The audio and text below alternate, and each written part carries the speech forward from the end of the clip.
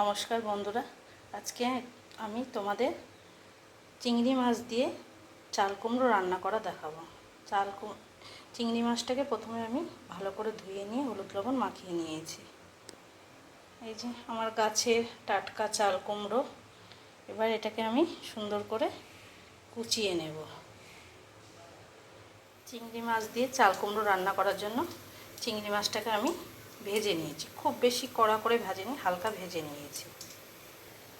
চাল কুমড়োটাকে কুচিয়ে নিয়েছি, কুচিয়ে জলে ভিজিয়ে রেখেছিলাম।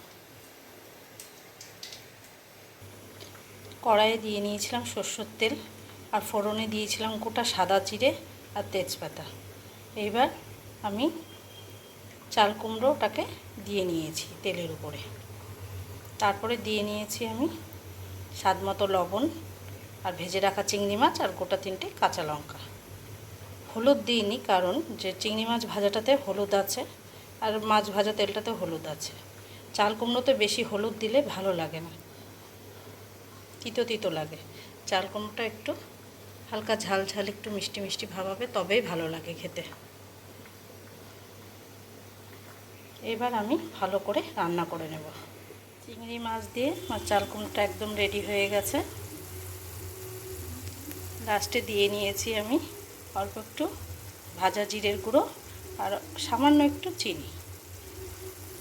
এর স্বাদটা আরও বাড়িয়ে দেয়।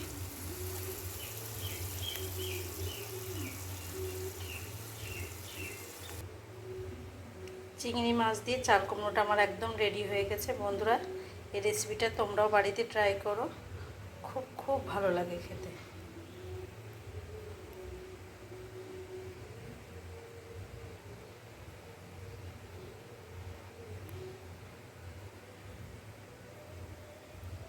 অবশ্যই তোমরা এই রেসিপিটা ট্রাই করো। গরম গরম ভাতের সাথে অসাধারণ লাগে খেতে। চিংড়ি মাছ দিয়ে চাল কুমড়ো।